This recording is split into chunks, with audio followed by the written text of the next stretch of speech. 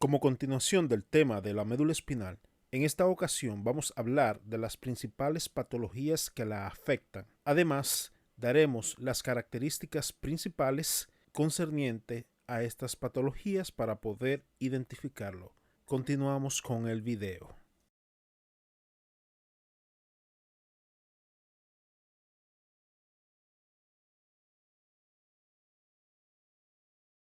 A partir de ahora comenzaremos a hablar de un conjunto de síndromes y patologías que están relacionados con la afección de la médula espinal. Vamos a iniciar principalmente con los síndromes medulares destructivos, refiriéndose a aquellas lesiones de la médula espinal que se producen por un trauma a nivel de esta. La sintomatología va a estar relacionada dependiendo a qué esté afectado. Por ejemplo, si se afecta la columna dorsal, donde tenemos el tracto gracil y cuneiforme, tenemos que del mismo lado donde se encuentra la lesión va a tener alteración con la vibración, con la propiocepción, con la discriminación de dos puntos y el tacto profundo. Del mismo lado, porque la decusación se realiza a nivel de la médula oblongada. Si se afecta el fascículo córtico-espinal lateral, vamos a observar alteraciones del tipo motor del mismo lado, ya que la decusación de las pirámides se produce también a nivel de la médula oblongada. Todas las manifestaciones que tendremos serán del mismo lado de la lesión, donde vamos a observar parálisis o parestesia, espasticidad, hiperreflexia, clono o signo de Babinski. Si observamos una lesión del fascículo espinotalámico, obviamente vamos a observar alteraciones en la función tanto de la temperatura y el dolor y el tacto leve, pero del lado contralateral, ya que los fascículos se decusan al mismo nivel en que entran. Si hay una lesión de las neuronas motoras anteriores, vamos a observar lo que se conoce como un síndrome de neurona motora inferior, donde sus manifestaciones serán del mismo lado de la lesión. Observaremos parálisis o paresia, hipotonía, hiporreflexia o arreflexia, fibrilación y atrofia muscular. Si la afectación se da a nivel del asta lateral, la cual maneja información del tipo simpático, observaremos sintomatologías ipsilaterales como la miosis, la ptosis palpebral, la anhidrosis o el enoftalmo. Esto lo podemos observar sobre todo cuando se afecta el segmento medular T1, el cual tiene las fibras preganglionares del ganglio cérvico estrellado. Si hay una afección más generalizada de esta asta, se puede manifestar con shock neurogénico, y si la afección es a nivel lumbar y sacro, podemos observar incontinencia urinaria e incontinencia intestinal. Dentro de las condiciones que debemos conocer y manejar, tenemos el shock medular y el shock neurogénico. Tenemos que el shock medular es la disfunción espinal de origen fisiológico que se caracteriza por pérdida transitoria de las funciones medulares al nivel y por debajo de la lesión. Podemos observar parálisis flácida, arreflexia y pérdida de la sensibilidad. Debemos mencionar que este es una reacción normal de la médula espinal ante cualquier trauma. Normalmente tiene una duración de 24 a 48 horas y su terminación se evidencia con la aparición del reflejo bulbo cavernoso. En algunas ocasiones este shock puede durar incluso un mes. El shock neurogénico es una disfunción espinal de origen funcional acompañado de afectación circulatoria. Se caracteriza por hipotensión, bradicardia, extremidades calientes y producción urinaria normal. Lo que sucede es que hay una abolición del efecto simpático sobre el sistema circulatorio. Por ende, se pierde el tono vascular y ocurre un secuestro periférico de la sangre. Otro término que debemos manejar es qué tanto se lesiona la médula espinal al recibir un trauma. Este a la vez se puede dividir en un trauma medular incompleto o completo. Un trauma medular es incompleto cuando algunas de las funciones neurológicas persisten por debajo del nivel de la lesión luego de la recuperación del reflejo bulbo cavernoso y que esté intacto. El completo se le denomina cuando hay una falta de la sensación y función motora por debajo del nivel de la lesión en presencia del reflejo bulbocavernoso intacto. Recordamos que la aparición del reflejo bulbocavernoso es que marca cuando se está saliendo del shock medular. Una lesión que se puede observar en conjunto o aislada en el trauma vértebro-medular es la lesión de una raíz nerviosa. Cuando se afecta la raíz dorsal, hay una afectación de la sensibilidad en sentido general. Recordemos que a través de la raicilla posterior es que penetran todas las sensaciones hacia la médula espinal. Si se afecta la raíz ventral, se afectará todas las funciones motoras que estén relacionadas con esta raíz nerviosa, dado que ésta lleva toda la información motora desde la médula espinal hacia los lugares periféricos. De las patologías traumáticas que podemos observar, tenemos la sección medular completa, la cual se caracteriza por parálisis bilateral de las neuronas motoras inferiores a nivel de la lesión, por la afectación del asta anterior, parálisis espástica bilateral por debajo de la lesión. Esto se debe a la afección de los tractos córtico-espinales.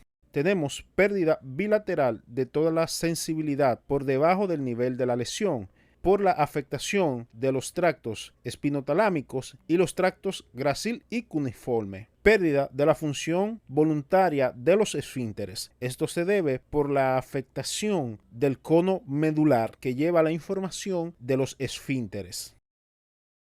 Dentro de los síndromes que vamos a mencionar, tenemos el síndrome medular anterior. Como su nombre lo indica, hay una afectación de la parte anterior de la médula espinal, ya sea traumática o por afectación vascular. Dentro de las manifestaciones que observaremos, tenemos parálisis bilateral de la neurona motora inferior a nivel de la lesión. Esto se debe a la afectación del asta anterior que maneja la información motora. Parálisis espástica bilateral por debajo de la lesión. Esta manifestación se debe a la afectación del tracto córtico-espinal, tanto anterior como lateral. Pérdida bilateral de la sensibilidad termoalgésica, tacto leve, presión por debajo del nivel de la lesión. Esto se debe por la afectación directa de los tractos espinotalámico lateral y anterior, y se observa conservación de la función de los cordones blancos posteriores, o sea, el paciente va a tener discriminación de 2 puntos, propiocepción consciente y la sensación de tacto profundo conservada.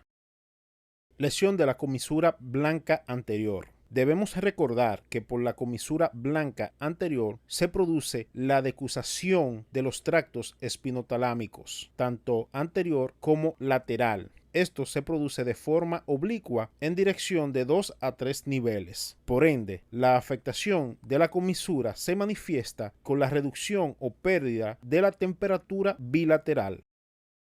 La hemisección medular, como su nombre lo indica, se produce por la afectación de una de las mitades de la médula espinal. También se conoce como síndrome de Brown-Séquard. Dentro de los signos y síntomas que podemos observar, estos se pueden dividir en ipsilaterales y contralaterales. Dentro de los signos ipsilaterales que podemos observar, tenemos signos de neurona motora superior. Esto se debe a la afectación de los tractos córtico-espinales posterior y anterior. Pérdida de la sinestesia y el tacto discriminativo. Esto se debe por la afectación del tracto de Gould y Buldash del mismo lado. Por ende, el paciente también va a tener una afectación de la propiocepción consciente de este mismo lado. También vamos a observar signos de neurona motora inferior al mismo nivel de la lesión. Esto se debe por la afectación del asta anterior. Asimismo, la afectación del asta posterior va a dar afectación sensitiva segmentaria al nivel de la lesión. Dentro de los signos contralaterales que podemos observar, tenemos pérdida de la termoalgesia por debajo del nivel de afectación. Esto se debe a la afectación de los tractos espinotalámico anterior y lateral. Dentro de los signos bilaterales que podemos observar es la afectación segmentaria de la sensación del tacto leve, proteopático y termoalgesia. Esto se debe por la afectación de la comisura blanca anterior al nivel de la lesión. Por ende, los segmentos involucrados a este nivel se verán afectados. Recordando que a nivel de la comisura blanca anterior es que se produce la decusación segmentaria de los tractos espinotalámicos anterior y lateral. De las patologías de la médula espinal que vale la pena mencionar, tenemos la esclerosis lateral amiotrófica, también conocida como enfermedad de Lou Gehrig. Esta se caracteriza por una lesión que afecta las neuronas motoras tanto del cerebro, tallo encefálico, así como la médula espinal, dígase el asta anterior de la médula espinal. Por ende, las manifestaciones clínicas que éste presentará será parestesia y o parálisis por afectación de los centros motores. Puede ser bilateral, manifestándose con signos de neurona motora superior por la afectación de los tractos espinotalámicos anterior y posterior, y signos de neurona motora inferior por la afectación del asta anterior. La causa de esta patología es desconocida. Otro síndrome de importancia que hay que mencionar es el síndrome medular central. Este se produce por un trauma de la médula espinal asociado a osteoartrosis, donde los osteofitos actúan lesionando la médula espinal en relación con el trauma. Dentro de las manifestaciones que podemos observar, tomando en cuenta que la lesión es principalmente en el área periacueductal, o sea, alrededor del conducto central de la médula espinal. El paciente puede presentar parálisis bilateral de la neurona motora inferior a nivel de la lesión, obviamente por la afectación segmentaria. Parálisis espástica bilateral por debajo de la lesión y respeto del sacro. Esto se debe por la afectación de la parte más medial de los tractos córtico-espinal. Por ende, parte de las manifestaciones de este es principalmente en los miembros superiores, mientras que los miembros inferiores se afectan poco o nada. Pérdida bilateral de la sensibilidad termoalgésica, tacto leve y presión por debajo del nivel de la lesión. Esto se debe por la afectación de la comisura blanca anterior, recordando que a este nivel se decusan los tractos espinotalámicos anterior y lateral. Hay una conservación de la función de los cordones blanco posteriores. La enfermedad insignia del síndrome medular central es la siringomielia. Este se debe a un defecto a nivel del conducto central de la médula espinal que se caracteriza por la dilatación de este. También se puede presentar por procesos compresivos en niveles superiores de la médula espinal, como una tumoración, por ejemplo. La manifestación se presenta por la compresión de las estructuras nerviosas que están alrededor del conducto central. Dentro de las lesiones tempranas que podemos observar, hay una participación de las fibras espinotalámicas que cruzan a nivel de la comisura blanca anterior. A medida que esta lesión va expandiéndose, afecta más estructuras alrededor. Y en etapas tardías, además de las afectaciones de las fibras espinotalámicas, también se afectan las neuronas motoras del asta anterior al nivel de la lesión. El síndrome del cono medular, como su nombre lo indica, es el conjunto de signos y síntomas que se produce por la afección del cono medular. Recordemos que el cono medular es la porción de la médula espinal que tiene los segmentos medulares sacro del 2 al 5 y el nervio coccigio. La mayoría de las veces esta afección se produce por procesos neoplásicos y dentro de las manifestaciones que podemos observar está la disfunción de esfínteres, que es la principal manifestación de este síndrome, dentro de la cual podemos caracterizar incontinencia urinaria. Principalmente se produce por rebosamiento, pérdida del vaciamiento voluntario de la vejiga, o sea, el paciente no decide cuando quiere realizar la micción, hay un aumento del volumen residual de la orina. Como mencionamos al principio, la vejiga se suele vaciar por rebosamiento. Cuando alcanza su máxima capacidad y no poder sostener más, esto causa que la orina sea eyectada, pero no completamente. Ausencia del deseo de orinar. Como el paciente no tiene sensibilidad a nivel de la vejiga, no puede cerciorarse de cuando la vejiga está llena y tiene que orinar. En este paciente podemos observar también estreñimiento por afectación de las asas intestinales. Hay un deterioro de la erección y la eyaculación. Hay anestesia en silla de montar, ya que los dermatomas correspondientes a sacro se encuentran a nivel de la zona perianal. El déficit motor lo podemos observar principalmente si la afección alcanza los niveles de S1 y L5. Debemos tener en cuenta que si se afecta S1, el primer reflejo en afectarse es el aquilio.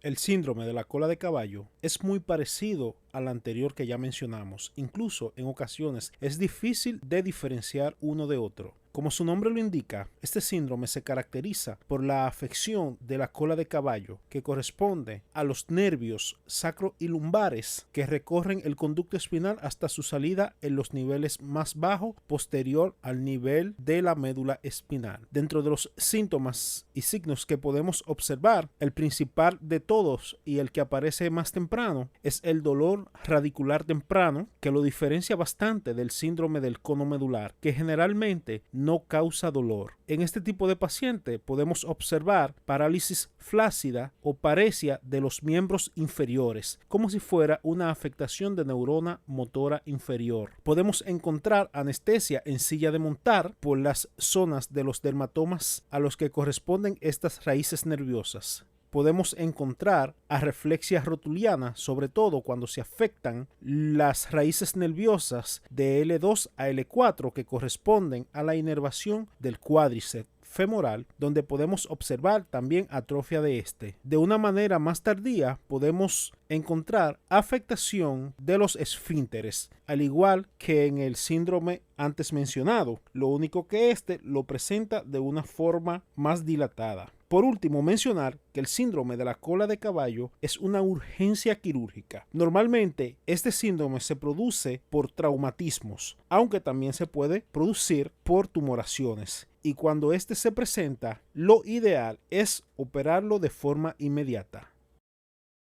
Como hemos podido observar, la médula espinal, como parte del sistema nervioso central, tiene una gran cantidad de afecciones, las cuales son interesantes profundizar. Espero que este tema haya sido beneficioso para cultivar el conocimiento en el área. No olviden dar like, promover nuestro contenido compartiéndolo y comentar. Ante cualquier duda, pueden escribirme y pueden seguirme en las diferentes redes sociales donde también publico contenido de interés en nuestra maravillosa área. Muchas gracias.